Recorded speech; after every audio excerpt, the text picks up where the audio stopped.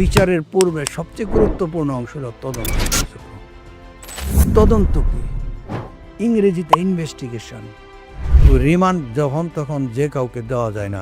তল্লাশি করা ১৬৫ ধারাতে বলা হয়েছে তল্লাশি করার ক্ষমতা আছে, তবে দলিল তল্লাশি করতে হলে তাহলে আদালতের কাছ থেকে সার্চ ওয়ারেন্ট নিয়ে কাজটা করতে হবে। যখন দোষ স্বীকার করে না আসামি, তখন সেক্ষেত্রে রিমান্ডে নিয়ে পুলিশ জিজ্ঞাসাবাদ দোষ স্বীকার পারে। না করলে গ্রেপ্তার করার ক্ষমতা পুলিশের অসীম ক্ষমতা, অবারিত ক্ষমতা। পুলিশের করোনা লাগে।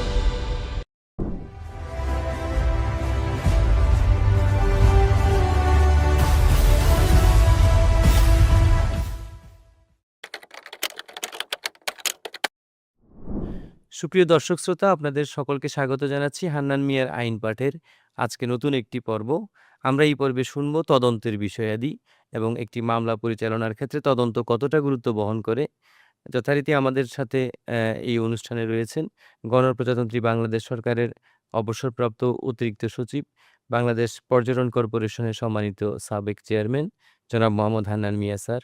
স্যারের এই আলোচনা আমরা সবসময়ই হান্নান মিয়ার আইন পাঠ চ্যানেলে শুনে থাকি। স্যার, আপনাকে স্বাগত জানাচ্ছি। কেমন আছেন স্যার? ধন্যবাদ সুপ্রিয় দর্শকবৃন্দ, আসসালামু আলাইকুম। এখন আমরা স্যার আপনার কাছ থেকে আরও দুই একটি বিষয় স্যার, যেমন তদন্ত এবং তদন্ত কার্যক্রম কিভাবে পরিচালিত হয়, এই বিষয়ে স্যার আমাদেরকে যদি একটু ধারণা দিতেন। আমরা কেস ডায়েরির বিষয়বস্তুও শুনবো আপনার কাছ থেকে স্যার। স্যার, তদন্ত এবং তদন্তকালে পরোয়ানা ইস্যু, এই বিষয়ে যদি একটু বলতেন আমাদেরকে স্যার। যাই হোক, পুলিশি মামলার প্রথম স্টেজ চলে গেল মামলা দায়ের এজাহার করার। সবচেয়ে গুরুত্বপূর্ণ বিচারের পূর্বে সবচেয়ে গুরুত্বপূর্ণ অংশ হল তদন্ত কার্যক্রম। তদন্ত কি? ইংরেজিতে ইনভেস্টিগেশন। ইনভেস্টিগেশন অর্থ হল সত্য অনুসন্ধান করা, পুঙ্খানুপুঙ্খভাবে পরীক্ষা নিরীক্ষা করে কোনো অপরাধের দায়ীদের চিহ্নিত করা, অথবা প্রমাণিত হবে অথবা প্রমাণিত হবে না, এটার ইনস অ্যান্ড আউট খতিয়ে দেখাই তদন্ত। তদন্ত আর ইনকোয়ারির মধ্যে পার্থক্য কি? পুলিশ কর্মকর্তারা যে কার্যক্রম চালায় সত্য অনুসন্ধানের জন্য, সেটাকে বলা হয় তদন্ত।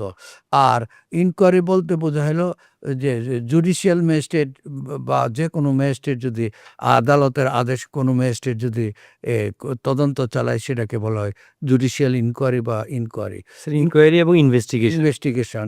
ইনভেস্টিগেশনটা পুলিশ করে, পুলিশ ছাড়া অন্যটা ইনকোয়ারি হয়ে থাকে। এই পার্থক্যটা রয়ে গেছে। তদন্ত কাকে বলে? আমাদের 38 ডিএলআর 30 ডিএলআরে বলা হয়েছে, একটা বড় একটা নজির আছে। নজিরে বলা হয়েছে তদন্ত মানে হলো ঘটনাটার সংবাদ পাওয়ার সাথে সাথে পুলিশ কর্মকর্তা অকুস্থলে গমন করবেন। তিনি ঘটনাস্থল সরেজমিনে পরিদর্শন করবেন, তিনি প্রকৃত ঘটনা সম্পর্কে অনুসন্ধান চালাবেন, ঘটনাটা কী ঘটছে তা উদ্ঘাটন করার চেষ্টা করবেন। 3 নাম্বার, আসামিকে গ্রেপ্তার করবেন বা গ্রেপ্তারের প্রচেষ্টা চালাবেন। 4 নাম্বার, তিনি যে কোনো অপরাধ সংশ্লিষ্ট মালামাল উদ্ধার করবেন, জব্দ করবেন, তল্লাশি করবেন, কাজ করবেন। 5 নাম্বার, এই 5টা কাজ খুব গুরুত্বপূর্ণ। 5 নাম্বার, তিনি অন্যান্য ডকুমেন্ট যা মামলার সমর্থনে প্রয়োজন সে সকল ডকুমেন্ট তিনি সংগ্রহ করবেন। সংগ্রহ করে এগুলি কেস ডায়েরিভুক্ত করবেন এবং মামলার তদন্ত রিপোর্টে এগুলি প্রতিফলন ঘটাবেন। এটা হলো তদন্ত বলতে কি বোঝায়। আমাদের মহামান্য হাইকোর্টের মতে এই কাজগুলি তদন্তের মধ্যে। তদন্তে আরও বহু কাজ আছে, তবে তদন্তকালে গ্রেপ্তারি পরোয়ানা আমরা দেখতাম অনেক সময় যে আদালতের কাছে গিয়া বলে, স্যার একটা অগ্রিম গ্রেপ্তারি ওয়ারেন্ট দেন। অ্যাকচুয়ালি গ্রেপ্তার করার ক্ষমতা পুলিশের অসীম ক্ষমতা, অবারিত ক্ষমতা। পুলিশে পরোয়ানা লাগে না, আমলযোগ্য অপরাধে গ্রেপ্তার করা এটা তার ইনহেরেন্ট ক্ষমতা। তার জন্য অগ্রিম গ্রেপ্তারি পরোয়ানা দেওয়ার কোনো প্রয়োজন নাই, দেওয়াটা উচিত না। কারণ গ্রেপ্তারি পরোয়ানা ইস্যু করলে এটা রিকল না করা পর্যন্ত এটা বলবৎ থাকে। এমনও দেখা গেছে অগ্রিম গ্রেপ্তারি পরোয়ানা ইস্যু করছে, পরে গিয়া সেটা মামলা ফাইনাল রিপোর্ট হয়েছে, মানে মামলা ফাইনাল রিপোর্ট হয়েছে, ফাইনাল রিপোর্ট গ্রহণ করে মামলা শেষ, কিন্তু গ্রেপ্তারি পরোয়ানা এখনও রয়ে গেছে। বলবৎ থাকার কারণে মামলার মামলা নিষ্পত্তি হয়ে গেছে কিন্তু গ্রেপ্তারি পরোয়ানা রিকল করে নাই, তাহলে অনেক ধরনের ঘটনা ঘটতে পারে। গ্রেপ্তারি পরোয়ানা দেওয়া উচিত না। এটা যদি রাষ্ট্রের জন্য চাঞ্চল্যকর কোনো ঘটনা না ঘটে, কারণ পুলিশ তো যে কোনো সময় যেতে পারে, অসুবিধা নাই। তেমনি অগ্রিম ক্রুকি পরোয়ানা অগ্রিম হুলিয়া জারি করা আইনগতভাবে সঠিক না। এটা বিভিন্ন হাইকোর্টের নজিরের মাধ্যমে এটা নিষেধ করা আছে, নিরুৎসাহিত করা আছে। অগ্রিম পরোয়ানা ইস্যু করা উচিত না। তল্লাশি করার ক্ষমতা পুলিশের সিআরপিসির ১৬৫ ধারা, কারণ তদন্তের ক্ষমতা ১৫৪ থেকে ১৭৩ ধারার মধ্যবর্তী যে ধারাগুলি আছে সব ধারাগুলি তদন্তের ক্ষমতা। যেমন পুলিশ রিমান্ডে নেওয়ার ক্ষমতা ১৬৭ ধারার মতে। ১৬৭ ধারায় বলা হয়েছে যদি পুলিশ রিমান্ড চায়, তদন্তের মধ্যে ২৪ ঘন্টার মধ্যে যদি তার এটার রিপোর্ট দেওয়া না যায়, তাহলে তিনি আসামিদেরকে হেফাজতে নিতে পারেন জিজ্ঞাসাবাদের জন্য। অনেকে বলে যে জিজ্ঞাসাবাদের জন্য নিয়ে অপচয় করে, পুলিশ বিভিন্নভাবে অপচয় করে। অ্যাকচুয়ালি পিআরবি অনুসারে তারা জিজ্ঞাসাবাদ করে, অনেক সময় কিছুটা তাদেরকে হুমকি টামকি দিয়ে তথ্য বাইর করে, কিন্তু মারপিট করার কোনো বিধান আমার জানা মতে এখনও জানা নাই। কিন্তু পুলিশের বিভিন্ন কৌশল আছে, কৌশলের মাধ্যমে তারা তথ্য অনুসন্ধান করে থাকেন। কিন্তু জানতে হবে রিমান্ড যখন তখন যে কাউকে দেওয়া যায় না। রিমান্ড হইতে হলে মামলা তদন্তাধীন থাকতে হবে। মামলা তদন্তে নয় রিমান্ড দেওয়া যাবে না।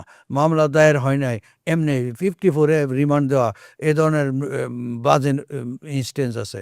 54-এ ধরছে, মামলা তো তদন্তই শুরু হইল না, রিমান্ড দেওয়া যাবে না। রিমান্ড দিতে হলে আসামি গ্রেপ্তার থাকতে হবে।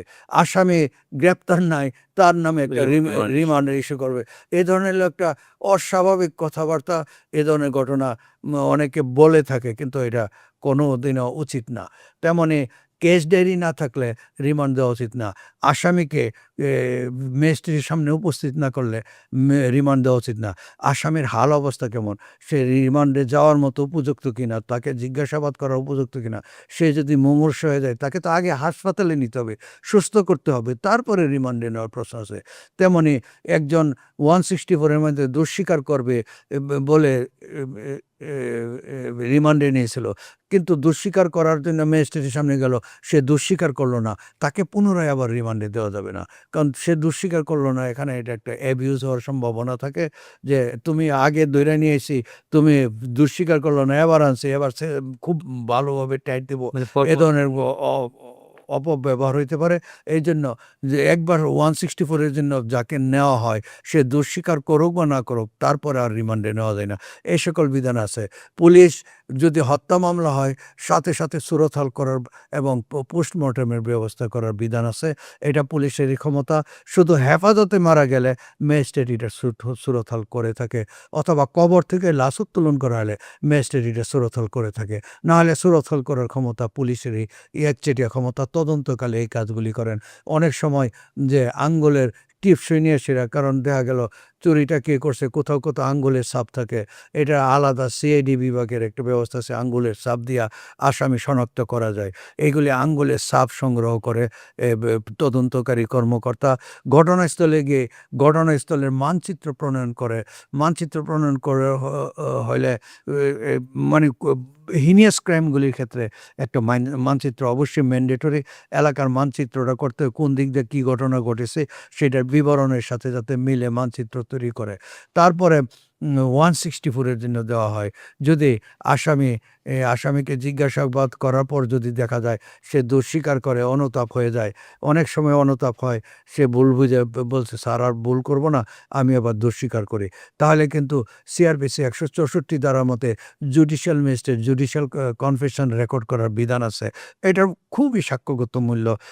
এটার উপর ভিত্তি করে অনেক বড় শাস্তি দেওয়ারও সুযোগ আছে। এই ব্যাপারে আইন কানুন আছে। এই তদন্তকালে এই ক্ষমতাগুলি প্রয়োগ করে থাকেন।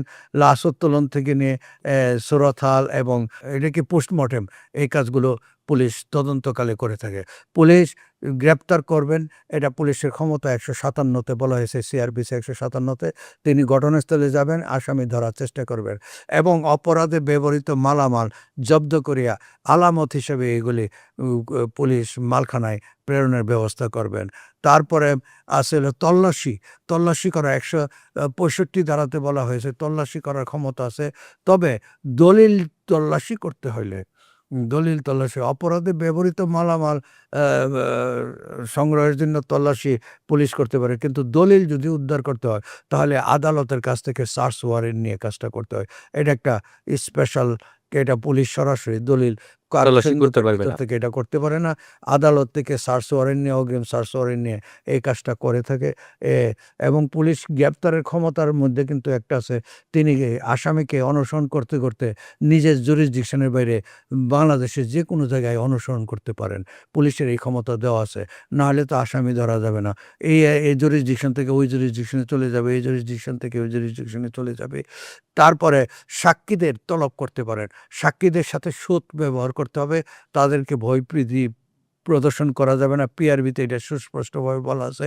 সাক্ষীর যে বিবৃতি, এটা কিন্তু ১৬১ ধারা মতে সাক্ষীকে জিজ্ঞাসাবাদ করবেন এবং ১৬২ ধারা মতে সাক্ষীর জবানবন্দি লিপিবদ্ধ করবেন। কিন্তু সাক্ষীর স্বাক্ষর নেওয়া যাবে না। এখানে পুলিশ কর্মকর্তা স্বাক্ষর করবেন। কারণ এটা জুডিশিয়ালে ক্ষেত্রে এটা 161 ব্যবহার করা হয়। এটা করবোরেশনের বা বৈপরীত্য দেখানোর জন্য এগুলি ব্যবহার করা হয়। কিন্তু এগুলি অরিজিনাল সাক্ষ্য হিসেবে গ্রহণ করা হয় না। পুলিশের যে এ তথ্য লিপিবদ্ধ করেন, তারপরে পুলিশ তদন্ত কাজের শেষে এই একটা রিপোর্ট দাখিল করেন।